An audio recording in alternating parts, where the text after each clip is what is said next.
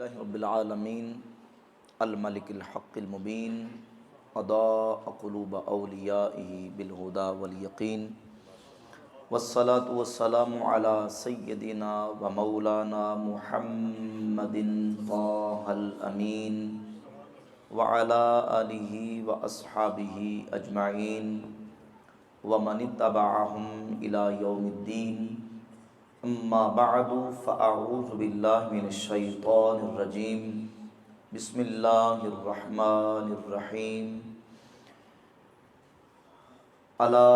ان اولیاء اللہ لا خوف علیہم ولا هم یحزنون الذین آمنوا وکانوا یتقون صدق اللہ مولانا العظیم وصدق رسولہ النبی الکریم الامین الرؤوف الرحیم ان اللہ وملائکتہ یصلون علی النبی یا ایہا الذین آمنوا صلوا علیہ وسلموا تسلیما الصلاۃ والسلام علیک یا سیدی یا رسول اللہ وعلی آلک واصحابک یا سیدی یا حبیب اللہ الصلاۃ والسلام علیک یا سیدی یا نبی اللہ وعلی آلک واصحابک یا رحمۃ للعالمین مولا صلی وسلم دائما ابدا علی حبیبک خیر الخلق کلہم هو الحبیب الذی ترجى شفاعته لكل حول من الاحوال مقتحم یا رب بالمصطفیٰ بلغ مقاصدنا واغفر لنا ما مضى یا وسیع الکرم۔ اللہ رب العالمین جل وعلا مجدہ الکریم کا فضل و کرم اور توفیق و عنایت ہے کہ آج ہم آستانہ عالیہ کیلم والا شریف مرکزی آستانہ پر آج کی یہ ماہانہ تزکیہ نفس کے سلسلہ میں جو تقریب ماہانہ منعقد ہوتی ہے اس میں حاضری کی سعادت حاصل کر رہے ہیں پیر طریقت فخر السادات حضرت پیر سید سجاد حسین شاہ صاحب بخاری دامت برکاتہم العالیہ آج کی اس درس کی نشست کی صدارت فرما رہے ہیں۔ میرے برادر عالم نبیل فاضل جلیل سرمایہ اہل سنت حضرت مولانا محمد طیب رشید صدیقی حافظہ اللہ بھی سٹیج پر جلوہ فرما ہے۔ اللہ رب العزت جل وعلا مجدہ الکریم ہمیں نبی پاک علیہ الصلوۃ والسلام کے توسل سے اسی طریقے سے جس طرح یہ تزکیہ نفس کی مجالس و محافل اور تقریبات کا ماہانہ سطح پہ اہتمام کیا گیا، اسی طریقے سے ہمیں علم دین سیکھنے اور سکھانے کے لیے اس طرح کی مجالس کا اہتمام کرنے کی توفیق عطا فرمائے۔ یقیناً ہمارے آستانے اور ہماری درگاہیں اور ہمارے اہل سنت و جماعت کی خانقاہیں ان کا اصل مقصد بھی یہی ہے کہ لوگوں کو دین کے علم سے روشناس کروایا جائے اور اسلامی تعلیمات اور دین کا جو علم ہے وہ لوگوں تک پہنچایا جائے، جس سے ہم علم سیکھ کے عمل کر کے اپنی دنیا اور اپنی آخرت کو بہتر بنا سکیں۔ اولیاء اللہ کے ساتھ اہل سنت و جماعت کی وابستگی تمام جتنے مکاتب فکر ہیں ان کے مقابلے میں ہماری امتیازی حیثیت ہے کہ اللہ رب العزت نے ہمیں نبی کریم علیہ الصلوۃ والسلام کی ہر نسبت، نبی کریم علیہ الصلوۃ والسلام سے جن جن لوگوں کا تعلق ہے ان تمام کی محبت عطا فرمائی، صحابہ کی، اہل بیت کی اور امت کے اولیاء اللہ کی۔ امت کے اندر جتنے اولیاء اللہ آئے، جتنے اکابرین امت اسلاف امت گزرے، اللہ کے فضل و کرم سے سارے کے سارے اہل سنت و جماعت کے عقیدے پر گزرے۔ کوئی بد عقیدہ آج تک اللہ کا ولی بن سکا حضور داتا گنج بخش علی جویری ہوں یا سیدنا غوث پاک سرکار رضی اللہ تعالیٰ عنہ ہوں، سیدنا خواجہ اجمیری ہوں، بابا فرید الدین گنج شکر ہوں، امام اعظم ابو حنیفہ، مالک، شافعی، احمد ابن حنبل، امام بخاری، مسلم، ترمذی، ابو داؤد، ابن ماجہ، نسائی، حدیث کے آئمہ ہوں، فقہ کے آئمہ ہوں، اور اولیاء اللہ اسلاف امت جتنے گزرے ہیں سارے کے سارے اہل سنت و جماعت کے عقیدے میں گزرے ہیں۔ تو ہم ان کا تذکرہ بھی کرتے ہیں، ان کا ذکر بھی کرتے ہیں، ہم اولیاء اللہ کا ذکر جمیل کرتے ہیں، بالخصوص یہ ربیع الثانی شریف کا مہینہ ہے، حضور غوث پاک سرکار رضی اللہ تعالیٰ عنہ کے عرس پاک کا بڑی 11ویں شریف کا مہینہ ہے، تو ہم سارے ولیوں کا ذکر کرتے ہیں، ان کی کرامات کا ذکر بھی کرتے ہیں، ان کے فضائل و کمالات کا تذکرہ بھی کرتے ہیں۔ لیکن کچھ چیزیں ایسی ہیں کہ جو ہمیں اس پرفتن دور میں فی زمانہ بہت زیادہ جن پر غور و فکر کر کے سمجھنے کی ضرورت ہے۔ دیکھیے، جہاں خیر ہوتا ہے وہاں شر بھی آ جاتا ہے، جہاں بلائی ہوتی ہے وہاں برائی بھی آ جاتی ہے، چاہے وہ خالصتاً دینی تقریباتوں اور وہ تقریبات و معمولات جو تمام مسلمانوں کلمہ پڑھنے والوں کے ہاں مسلمہ اور متفق علیہ ہے، وہاں بھی چیزیں ایسی پیدا ہو جاتی ہیں کہ جن کو اسلام قبول نہیں کرتا۔ اب دیکھیے، جب ہم ولیوں کا ذکر کرتے ہیں، ولیوں کے عرصوں کا ذکر کرتے ہیں، ان کا تذکرہ کرتے ہیں، تو اہل سنت کا ٹائٹل اور لیبل استعمال کرنے والے بہت سارے ایسے لوگ جو ولیوں کا نام لے کے ایسے کام کرتے ہیں کہ جن کو اہل سنت کا عقیدہ قبول کرنے کے لیے تیار۔ تو اب اس پرفتن دور میں ہمیں چند چیزیں بالخصوص ان پر توجہ دینے کی ضرورت ہے۔ جہاں ہم اولیاء اللہ کی کرامات کا ذکر کرتے ہیں، یقیناً اہل سنت کا یہ عقیدہ ہے کہ اللہ کے ولیوں سے کرامات کا صدور ہوتا ہے اور کرامات اولیاء برحق ہیں، لیکن کرامات اولیاء، کمالات اولیاء اور فضائل اولیاء کے ساتھ ساتھ ہمیں اس بات کو بھی سمجھنے کی ضرورت ہے کہ پہچان اولیاء کیا ہے، ولی کا معیار کیا ہے۔ پہلے ہم اس معیار کے مطابق دیکھیں کہ جس کو ہم ولی سمجھے بیٹھے ہیں یہ ولایت کے اس معیار پر پورا اترتا بھی ہے کہ نہیں۔ قرآن مجید کی سورہ یونس کی 2 آیات میں نے پڑھی، عام طور پہ آپ نے 12 مرتبہ ان آیات کو سنا، لیکن میں نے اپنے انداز سے کچھ چند ضروری باتیں آپ کے سامنے عرض کرنی ہیں۔ اللہ رب العزت نے مقام اولیاء بھی ان آیات میں بیان فرمایا اور پہچان اولیاء اللہ بھی بیان فرما دیا۔ الا ان اولیاء اللہ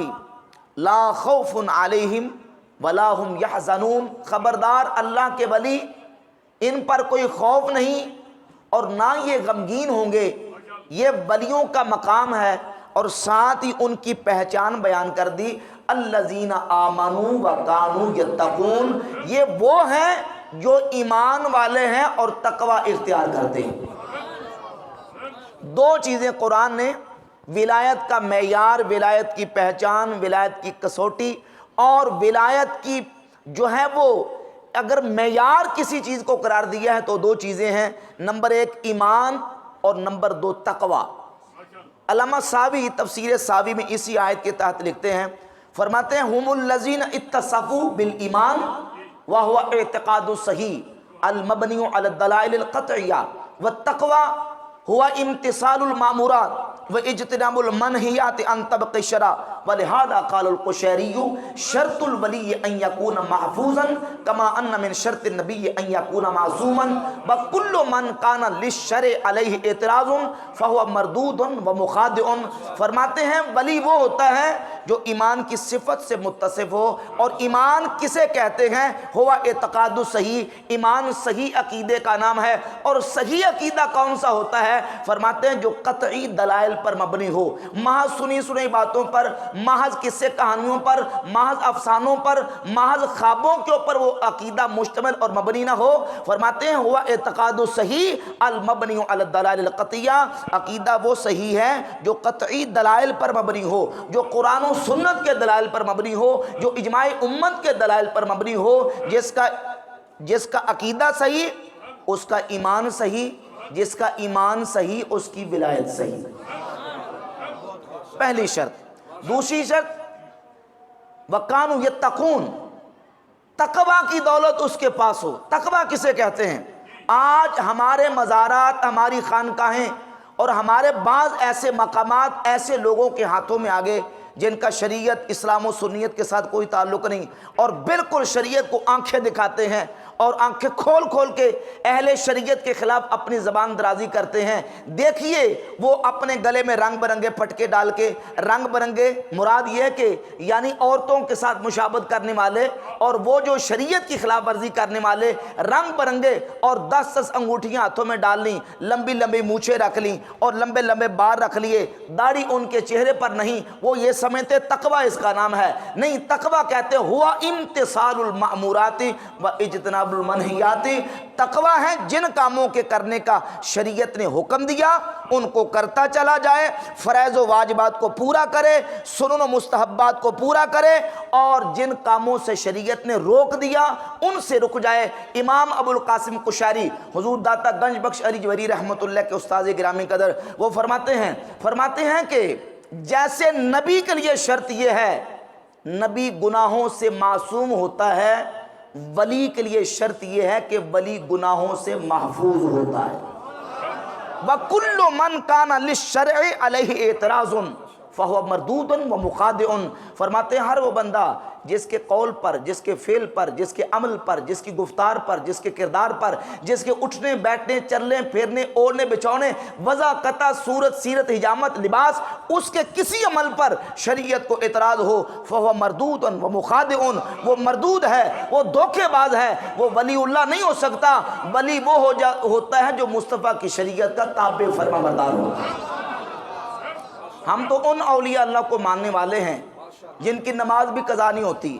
جن کا روزہ بھی نہیں چھوٹتا، جن کے تو سنن و مستحبات بھی ترک نہیں ہوتے، جنہوں نے خدا تک مقام قرب پایا ہے تو اتباع مصطفیٰ کی برکت سے پایا۔ حضرت سیدنا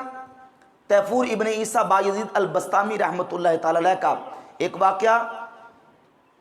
رسالہ قشیریہ کے اندر امام عبد الکریم بن حوازن قشیری رحمۃ اللہ تعالی علیہ ذکر فرماتے ہیں کہ کسی دور کے علاقے میں سیدنا بایزید البسطامی رحمۃ اللہ علیہ، یہ بایزید جو ہے یہ آپ کا ایک لقب ہے۔ سیدنا بایزید بسطامی کا اصل نام ہے تیفور بن عیسیٰ۔ نام کیا ہے؟ تیفور بن عیسیٰ، تیفور بن عیسیٰ بن سروشام البسطامی۔ یہ ترکمانستان کے بارڈر کے قریب ایک شہر ہے بسطام، آپ وہاں کے رہنے والے، اور سلطان العارفین کا لقب ذکر کیا امام ذہبی نے اپنی کتاب سیر و اعلام النبلاء کے اندر۔ عارفوں کے سلطان بایزید البسطامی رحمۃ اللہ تعالی علیہ، لقب ان کا ایک ہے بایزید۔ اب بعض اولیاء کے دشمن اور مخالف وہ کہتے ہیں دیکھیں یہ بایزید انہوں نے اپنا نام رکھا، کنیت رکھی ہے، بایزید کا معنی ہے یزید کا ابا، یزید کا باپ، حالانکہ یہ بایزید یہ ترکی کی ترکیب ہے، اور ترکوں کے ہاں ان کی اپنی زبان ہے۔ با اور یزید یہ دو لفظوں کا مرکب ہے، با یزید۔ اس کا معنی ہے عربی کے اندر البطل الابید، جو گورے چٹے رنگ کا آدمی بہادر نوجوان ہے اس کو ترکوں کے ہاں بایزید کہا جاتا ہے۔ اس لیے آپ سلاطین ترک کی تاریخ اٹھا کر دیکھ لیں، ان میں کئی بایزید نام کے ٹائٹل والے ان کے سلاطین موجود ہیں، بایزید اول، بایزید دوم، بایزید سوم، بایزید چہارم، اس طرح کے ان کے القابات موجود ہیں۔ تو یہ یزید کے والد کی نسبت سے نہیں بلکہ بایزید کا معنی ہے وہ گورے رنگ کا بہادر آدمی، اس کو وہ ٹائٹل اور یہ لقب دیا کرتے تھے۔ تو بایزید البسطامی رحمۃ اللہ تعالی علیہ دور کا سفر کر کے ایک علاقے میں پہنچے، معلوم ہوا کہ وہاں ایک شخص ہے جس کو لوگ سمجھتے ہیں کہ یہ بڑا پہنچی شخصیت ہے، یہ بہت بڑا کو اللہ کا ولی ہے۔ دیکھیں کسی کو پہچاننے کا معیار دیکھیں، دور سفر کر کے تشریف لے گئے تو اس بندے سے ملاقات کی، پتہ پوچھا، ایڈریس پوچھ کے وہاں پہنچے، ملاقات کی۔ ملاقات کرنے کے بعد نماز کا وقت ہوا، وہ بندہ مسجد میں نماز پڑھنے کے لیے جس کو لوگ سمجھتے تھے مسجد میں جانے لگا۔ جب مسجد میں گیا تو ایک روایت کے مطابق اس نے مسجد میں جا کے تھوک دیا، مسجد میں تھوک دیا۔ سیدنا بایزید البسطامی رحمۃ اللہ جو اتنی دور سے سفر کر کے گئے تھے وہیں سے الٹے قدم واپس آ گئے۔ کسی نے پوچھا آپ اتنی دور سے سفر کر کے اکتساب فیض کے لیے کہ اس ولی اللہ کی صحبت اختیار کریں اور اس سے کو اللہ کے اسرار و رموز سیکھیں، تو آپ بغیر اکتساب فیض کیے، بغیر صحبت پائے جا رہے ہیں، تو آپ نے اس موقع پر جملہ کہا، فرمایا ھذا رجل غیر مأموم علی ادب من آداب شریعہ فکیف یکون امینا علی اسرار الحق، یہ بندہ تو رسول اللہ کی شریعت کے آداب کو نہیں جانتا، یہ اللہ کے اسرار و رموز کا امین کیسے ہو سکتا ہے؟ اسے تو یہ پتہ نہیں کہ اللہ کے رسول کی شریعت کے آداب کیا ہے، مسجد میں آنے کا طریقہ کیا ہے، مسجد کے آداب کیا ہیں، مسجد کی حرمت کیا ہے، تو یہ اللہ کے اسرار و رموز کا امین کیسے ہو سکتا ہے؟ یہی وجہ ہے کہ آپ کا قول امام ذہبی نے سیر اعلام النبلاء میں ذکر کیا، حافظ ابن کثیر نے البدایہ والنہایہ میں ذکر کیا، علامہ شاطبی نے الاعتصام میں ذکر کیا، فرماتے ہیں لوگو اذا نظرتم الی رجل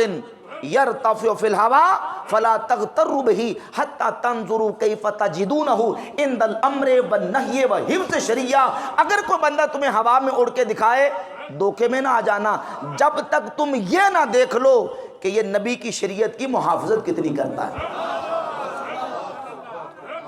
فلا تغتروا بہ حتی تنظروا کیف تجدونہ عند الامر والنہی وحفظ شریعہ، جب تک تم یہ نہ دیکھ لو یہ اللہ کے احکامات کا پابند کتنا ہے، جن کاموں سے رب رسول نے روکا ہے ان سے رکتا کتنا ہے، وحفظ شریعہ، اور یہ شریعت کی محافظت کتنی کرتا ہے۔ کیونکہ حضور کا رستہ چھوڑ کے خدا کا قرب ملتا، بولے ملتا؟ میاں محمد بخش صاحب نے فرمایا نا کہ رستہ چھوڑ نبی دا ٹریاں، رستہ چھوڑ نبی دا ٹریاں کوئی نئی منزل پگدا، جے لکھ محنت ایویں کریے تے کلر کوڑ نہیں اگدا، کلر کوڑ نہیں۔ اور حضرت سلطان وہ فرماتے ہیں اے تن ہجر فراقوں سڑیا ہک دم مرے نہ جیوے ہو، سچا راہ محمد والا جدے اندر رب لبیوے ہو۔ خدا حضور کی اتباع سے ملتا ہے،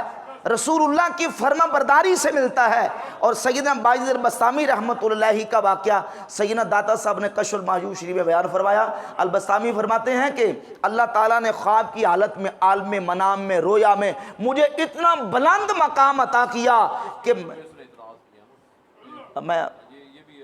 جی عرض کر یہ مسئلہ بھی ساتھ سمجھ لیں، عقیدہ بھی سمجھ لیں، سمجھیے ذرا، یہ ہمارا عقیدہ ہے کہ اس کائنات کے اندر ظاہری طور پر سر کی آنکھوں سے رب کا دیدار صرف ایک ہستی نے کیا ہے، وہ آمنہ کے لال کی ذات ہے۔ یہ حضور کی خصوصیت ہے، صحیح حدیث ہے، حدیث کی متعدد کتابوں کے اندر سیدنا عبداللہ ابن عباس رضی اللہ تعالیٰ عنہ سے، البانی وغیرہ وہابیوں کے عالموں نے بھی، علماء نے بھی اس کو صحیح قرار دیا۔ عبداللہ ابن عباس رضی اللہ تعالیٰ عنہ فرماتے ہیں کہ الخلۃ لابراہیم والکلام لموسیٰ، لوگوں اللہ نے خلیل بنایا تو ابراہیم علیہ السلام کو،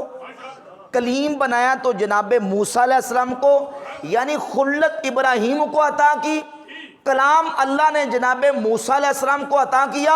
والرؤیت لمحمد صلی اللہ علیہ وسلم، اور دیدار اللہ نے محمد مصطفیٰ کو عطا فرمایا۔ تو جاگتی آنکھوں سے، سر کی آنکھوں سے کائنات کے اندر اللہ کا دیدار صرف رسول اللہ صلی اللہ علیہ وسلم کی ذات اقدس نے کیا ہے۔ ہمارا یہ ایمان اور عقیدہ، اور ہمارے عقیدے کی کتابوں کے اندر یہ بات لکھی ہوئی ہے کہ جو یہ کہے کہ میں نے جاگتے ہوئے سر کی آنکھوں سے اللہ کا دیدار کیا ہے، ہمارے عقیدے کے مطابق امام ابن حجر مکی حاتمی فتاوی حدیثیہ کے صفحہ 200 پر لکھتے ہیں کہ جو کہے کہ میں جاگتے ہوئے میں نے اللہ کو دیکھا ہے، تو فرماتے ہیں اس نے کفریہ جملہ کہا، اس نے کفر کیا، کیونکہ یہ شان اللہ نے صرف اپنے حبیب کو عطا فرمائی۔ ہاں باقی رہ گیا مسئلہ کہ آیا کہ خواب کی حالت میں، روحانی طور پہ، خواب کی حالت میں سوئے ہوئے منامی طور پہ کوئی بندہ، کوئی مومن اللہ کا دیدار کر سکتا ہے، کسی کو ہو سکتا ہے؟ تو اللہ کے فضل و کرم سے میں ذمہ داری کے ساتھ عرض کرتا ہوں 100 حوالہ، کتنے والے؟ 100 حوالہ بندہ نچیز پیش کر سکتا ہے حضور کے صحابہ، تابعین اور اہل بیت اطہار، امت کے اولیاء، امام اعظم ابو حنیفہ، امام احمد بن حنبل، اور بڑے بڑے اولیاء اللہ وہ ہیں اللہ نے جن کو خواب میں اپنا دیدار عطا فرمایا۔ تو خواب میں ولیوں کو دیدار اللہ کا ہو سکتا ہے، منامی طور پر، روحانی طور پر۔ اور یہ جو واقعہ سیدنا بسطامی رحمۃ اللہ کا، یہ خواب کی حالت میں، روحانی طور پر، منامی طور پر، فرماتے ہیں کہ میں جس وقت اللہ نے مجھے یہ مقام عطا کیا، اتنے بلند مقام تک پہنچا کہ ساتوں